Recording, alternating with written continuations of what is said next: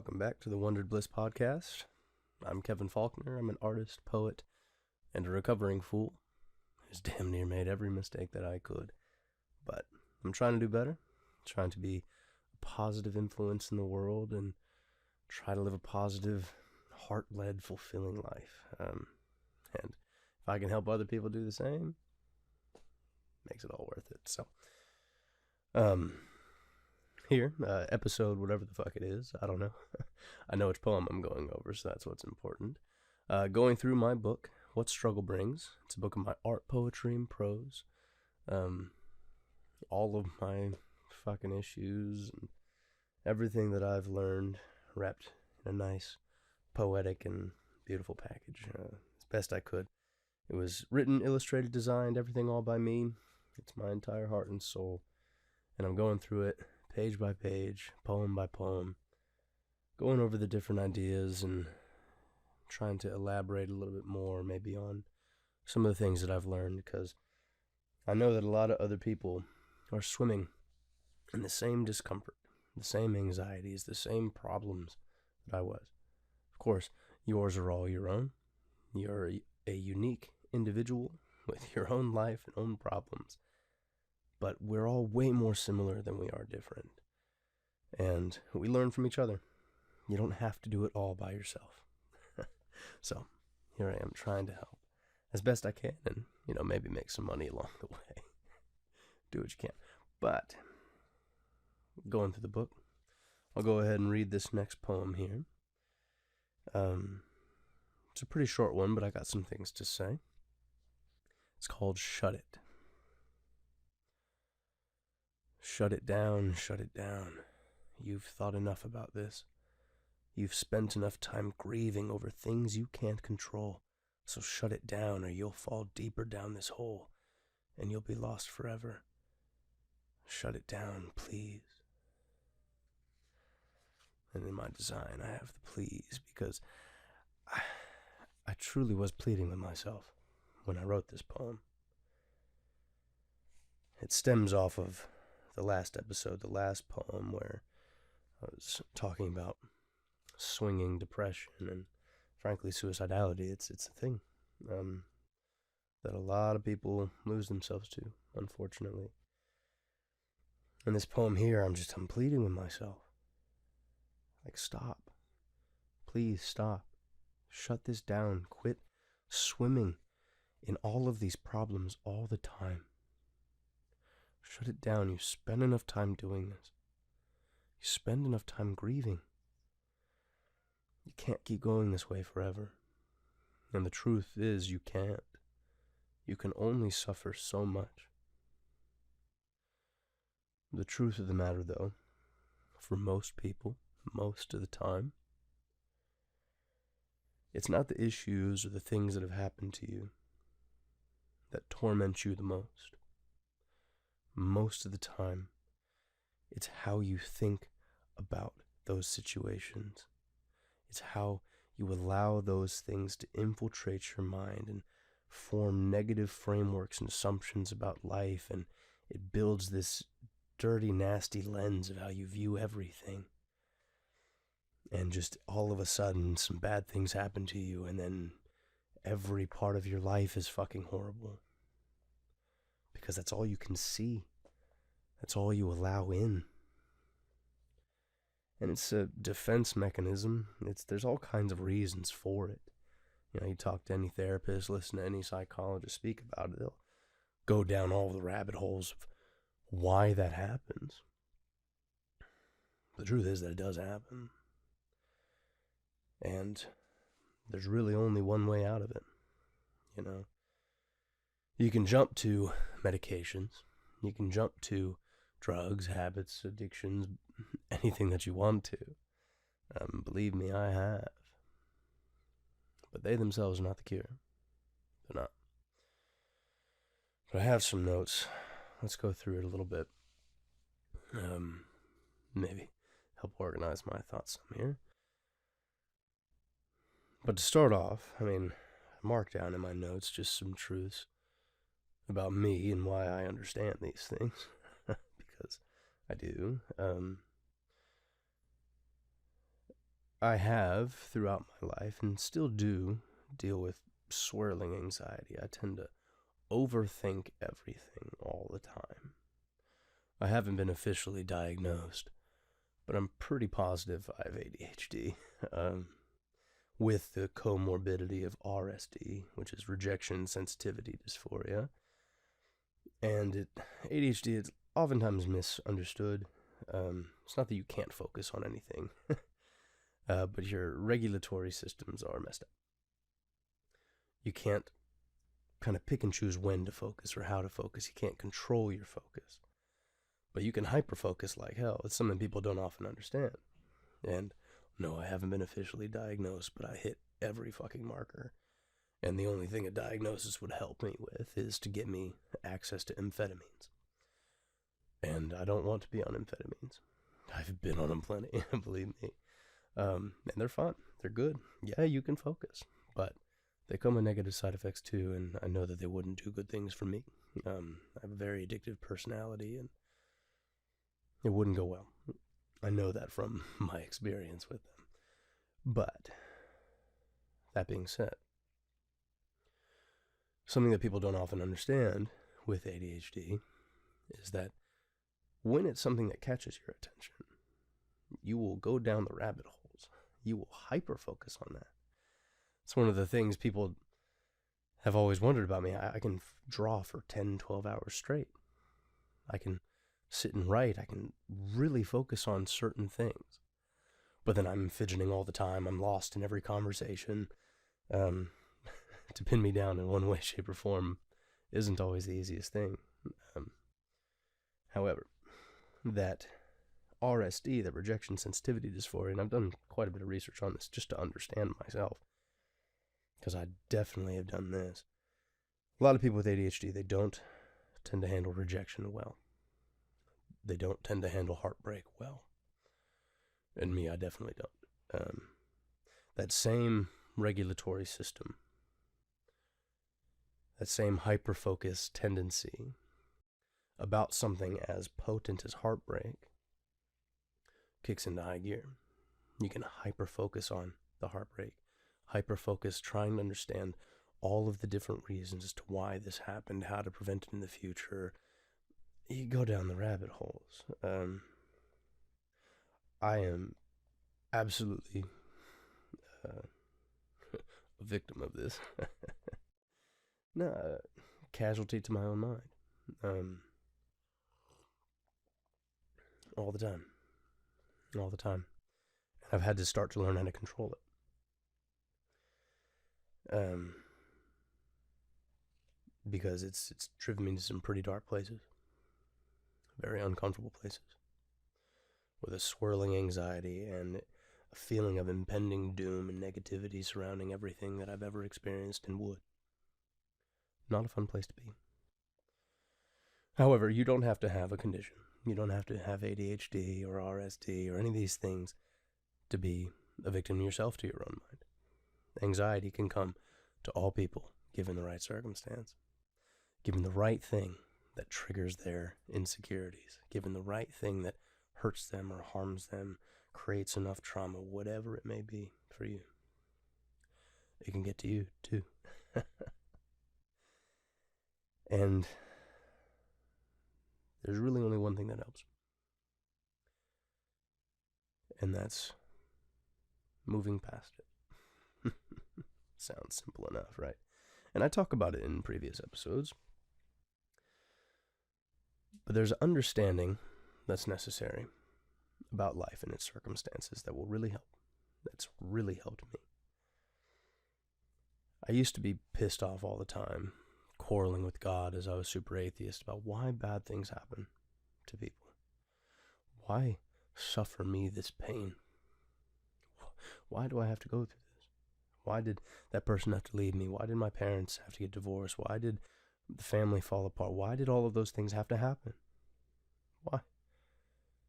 What purpose did it serve? What good was this? I couldn't see it for a long time. But as I've been learning, and as I've been growing, it's started to make more sense. Understanding just the fundamental truths of reality. Everything is in perfect harmony. in this world, this universe. Everything is always trying to maintain balance and homeostasis. This is a truth in the body. It's a truth in the world, in the universe at large. Everything is always trying to maintain balance. And the same is true because you are a part of this universe. All of the same rules and laws apply to you in every other situation of your life. Same is true for good and bad. Same is true for happy feelings and for pain. Pain is there for a reason. It is an essential part to the puzzle. You cannot have the good without the bad. It is impossible. They are the thing that provides the context and contrast to the other, that allows the good to exist. You have to have the pain. You have to have the bad. And none of this is happening by accident. The pain that you feel, the sadness that you feel, the discomfort that you feel sometimes, it's important to feel. It is the thing providing that contrast to show you what you do and do not want in your life. What else would do it? If you weren't uncomfortable in certain situations, you wouldn't know that, this doesn't jive with me. I need to go do something else. If you weren't uncomfortable in that relationship, you would never go find someone else who actually would make you happy. You would just stay with the person who's not right for you. You have to be uncomfortable sometimes. It's the thing that gets you to move. You have to feel pain sometimes in order to know that, maybe I shouldn't be doing this anymore. This activity, this job, this whatever it is. Something else is better for me. But if you weren't uncomfortable, you'd never know and you'd never change. So it's important that it's there for you. It is painful. It is uncomfortable. It's not fun. When you're going through, when you're in the midst of whatever it is in your life that's fucking with you, it's going to suck. And it's supposed to suck. So feel it for a while, but pay attention. Pay very, very close attention as to why you feel uncomfortable. Why is this painful? Why don't I like this? And that will start to show you the truth. It will start to give you the answers as to what to do, where to go, how to live, what actually satisfies my soul. And if you pay attention to that, then you can start making some productive progress, some strides in your life. But you have to do it. You have to pay attention. You have to learn from these lessons, because it is a lesson. The whole life that we have, the universe, everything is all about expansion. It's always trying to grow. It's always trying to evolve. The same is true for you. The same is true for your life. It's about growth. It's about maturity. It's about learning. That's why life gives you so many opportunities to learn and to grow. It's why you get older. But if you refuse to learn, you refuse to grow, you're just going to stay stagnant and eventually you die. And that's not worth a damn thing. But if you do pay attention to it, you do learn from it, and you start to implement the changes that are required, then you can live a very fruitful existence. It won't be absent of pain. There will be more lessons and more opportunities for new growth and expansion. But it will be a fulfilling journey. That is true. But pay attention, because a little note that I made here, I really liked it, so I want to say it. We are the realizers of our potential and desires. Life is providing the contrast, the education. Life is providing all of the information for us to form opinions, form desires, form these things. But we are the realizers of that potential and desire through our actions. It is what we do that determines really what or how our life goes, what direction we lead. And a little example that I have, make it clear. Let's say you hate your boss is a dick. You hate your job. That's the contrast. This isn't working for him anymore. It sparks the desire in your heart that, maybe I want to work for myself. I've always had this passion and this dream burning inside of me. And now I have the kick in the ass to want to actually go and pursue it. Great, that's fantastic. But if you don't actually go and start the business, nothing's going to change. If you don't actually go and make the painting, you'll never be able to sell any art.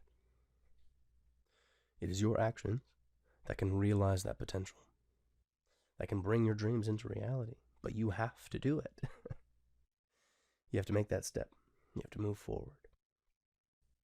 And all that being said, I'm going to sip a little bit more of my coffee because I enjoy it.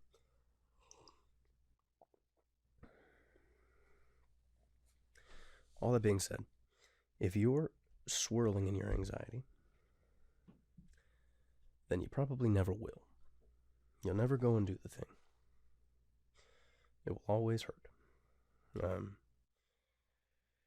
Because what can happen, and I know this from my own anxious mind, as you ruminate, as you try to problem solve and figure it all out, right? Trying to prep for the future and your defense mechanisms of how other things might hurt you and all. This spiraling can create a shitstorm of negative assumptions and negative expectations and frameworks. A negative lens that you view all of your life in the world through. I was pessimistic as shit for a long time. Nihilistic as hell. It wasn't good. And it can be overwhelming. It can feel all-encompassing. If you're swirling in these states of anxiety, the world is out to get you. Nothing good will ever happen in your life. And you have a long list of reasons why nothing good has ever happened. Well, you have your list of reasons of how bad things have happened. But if you're really honest with yourself, and it's uncomfortable sometimes to confront some of these things about you in your heart and soul, are those frameworks true? Are they true? Is the world really out to get you? Is the world really only full of shit? Really? Or are you just not giving any of the good that you've experienced any credit? You look, or you get what you look for. You find what you're trying to find. And if you're looking for every reason why life is bad, don't be surprised if you feel upset and angry all the time and your life seems horrible. If you're looking for all of the reasons why life is good, don't be surprised when you're happy and you're joyful and you're hopeful for more good experience. It seems too easy. And it's not easy to make these transitions, but it is relatively simple. If you're looking for the positivity, you're looking for the good, you're going to live a pretty good life. More so than a lot of people get tripped up on ideas of manifestation, all those things, and that's a different topic for a different day. But it isn't even that you live a better life because you're looking for the good. No. It's realizing the good that you already have and appreciating it for what it is. It's not denying the bad that exists. It's not denying the realities of hardships in your life. No, there will be plenty, and you'll feel them, and you should feel them. But appreciating them for what they are, God, it turns everything around. All of my hardships in my life, all the different failed relationships, failed friendships, all of my own poor habits, mistakes, they've all gotten me to this point where I am today. Without all of those things, I would not be who I am. I would not be here, sitting, having a conversation into a camera to an untold number of whoever the fuck you are. I would never have written my book. I would never have any of this. if not for them. If not for also all of the positive experiences too. It's your entire life that makes you what and who you are. And since I appreciate them now, all of those things that used to pain me and plague me for years, now I'm grateful for them. My attitude towards the situations didn't change the situation and how things went.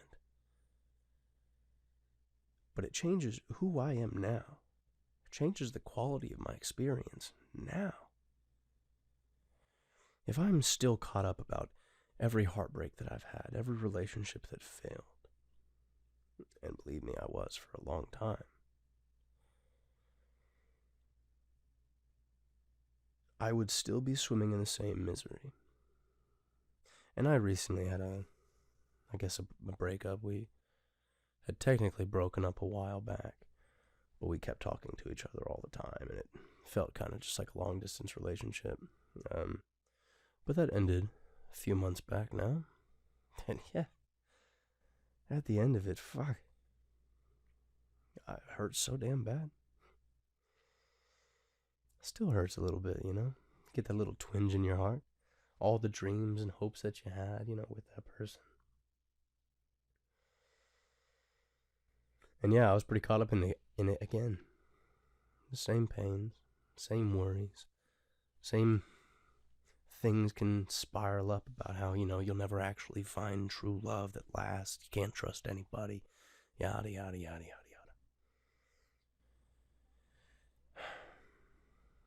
But once again, I had to sit myself down. Is this actually true? And do I need her in order to go and live a happy life? No. But one of the biggest problems was too, especially with this recent relationship, she was so good for me in so many ways. Overall, 95% of all of it was absolutely positive and wonderful. She was a huge portion of my life. And yeah, losing her sucked. Sucked. Fuck. But she was still all of those good things. She will always have been those good things for me. I can always appreciate that. And I can always take all of the good that she brought into my life and bring it into every moment that I have in the future. And I will meet another person. Of course I will. You will too.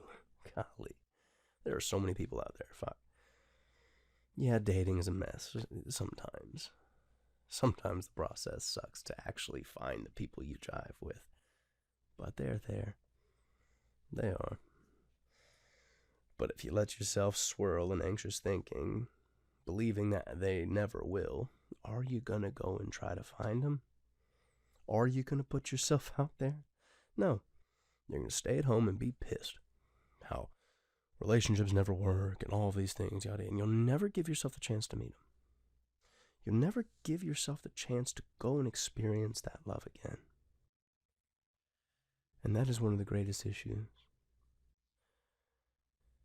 And sometimes I have this final little note. For a long time, and I talk about it in the book, I've talked about it in the podcast, I was a heavy drinker, a heavy smoker. And a lot of it was self-medicating. I didn't understand these things yet, and I was swimming in my own pain and misery, negative assumptions, all the same. And I was just trying to shut it up. God, I was getting as drunk and as high on a daily basis. To not think anymore. I wanted to let it go. I didn't want control of myself. I obviously wasn't in control of myself either, but I didn't want it. I can't tell you how many hours I've spent high as fuck. Blazed up from the moment I wake up until I fall asleep. High as shit, just staring at a wall. Because I just took 10, 12 gravity bong hits in a matter of 5 minutes. And probably aren't breathing for a little while. And I've thought a lot about that. And anybody who's ever abused a substance, I'm sure they can all recognize in their life, maybe at that time that's what I needed. Because I didn't have the realizations, I didn't have the knowledge of how else to address the issue. If I didn't have those escapes at that time, I probably would have killed myself. I'm not even going to lie to you. It's an uncomfortable conversation to have. Nobody likes it. But I probably would have. I needed to shut it down. I needed to shut my mind down because it was spiraling out of control. And sometimes you need that. Sometimes you need whatever you can do. You go to the therapist, they get you on the anxiety medication, the depression medication. They get you on that for a while. There is no shame in it. Sometimes when spiraling out of control, you just got to hit the brakes. You just got to hit the brakes. Sometimes you will skid to a halt, maybe spin out, whatever you need to do to stop the train, right? In a way, it was good for me. However, those things are not the cure. They're a temporary bandage. The cure is, and this is true, another little thing that I wrote down that I'm proud of.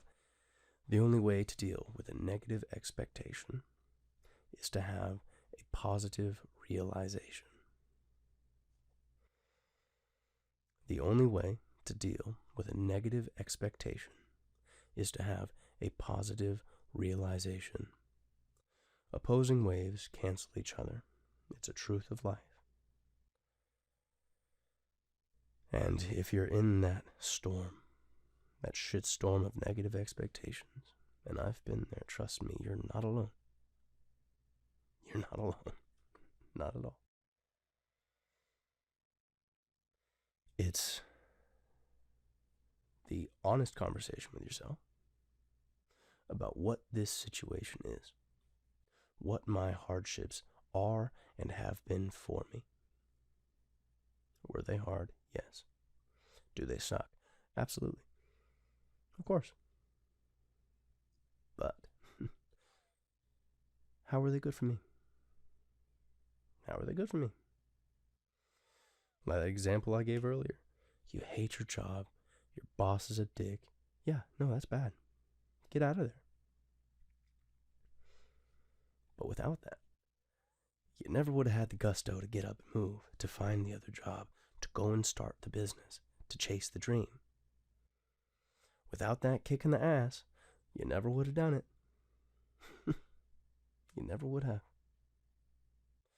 I talk about it. My years of smoking trashed my lungs. I'm on multiple inhalers a day. I was in misery, absolute agony, coughing up a fucking lung on a daily basis. I could not sleep. For years. It's an ongoing problem. But I've realized that I was so stubborn in my way of thinking and my negative expectations and assumptions that I had stopped asking. I'd stopped looking for any other solution. And I was actually destroying my health, actually leading myself towards a young death. And through an honest admittance, it was my lungs falling apart, my health being absolutely destroyed, the misery on a daily basis of my constant chronic cough that got me to ask different questions, that got me to look for different solutions. It was evident I cannot keep smoking. It satisfied me for a little while, for years even, kind of. But it was never going to heal me. It was never going to save me.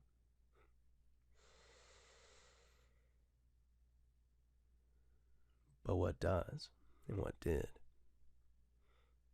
is the love of life. Sounds cliche, but it's so true. There's so much worth experiencing. Even just going out and looking at a tree, looking at the sky, basking in the sunlight.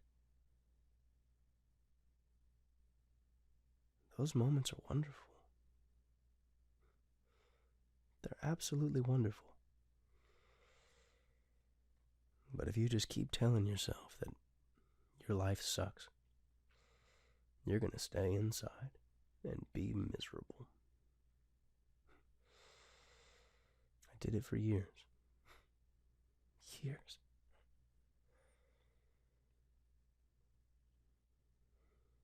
But now, I like to go outside as often as I can. I used to literally keep my blinds shut.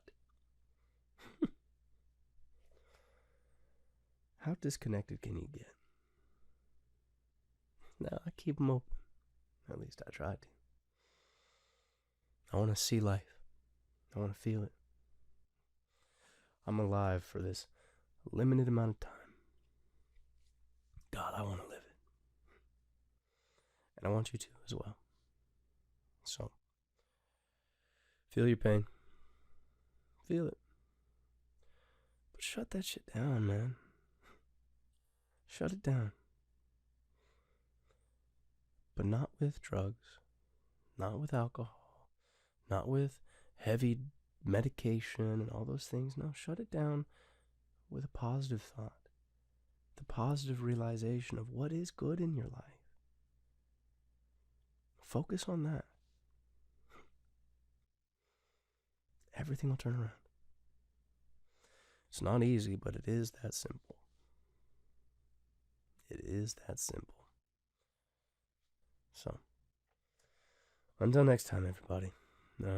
That's all I have to say for today. But get yourself a copy of my book. Spent a lot of time writing all this poetry. I think a lot of it's quite good, if I do say so myself. A lot of time making all of the art and design throughout it. It's really a book unlike anything else I've ever seen. And I put my whole heart and soul into this. And if you're struggling, it might just help you. I've really tried to put it together to be as impactful as it could be. And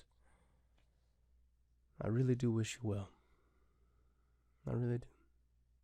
But only you can be the one who realizes that wellness. So, go be happy, you stupid motherfucker. I love you. Peace.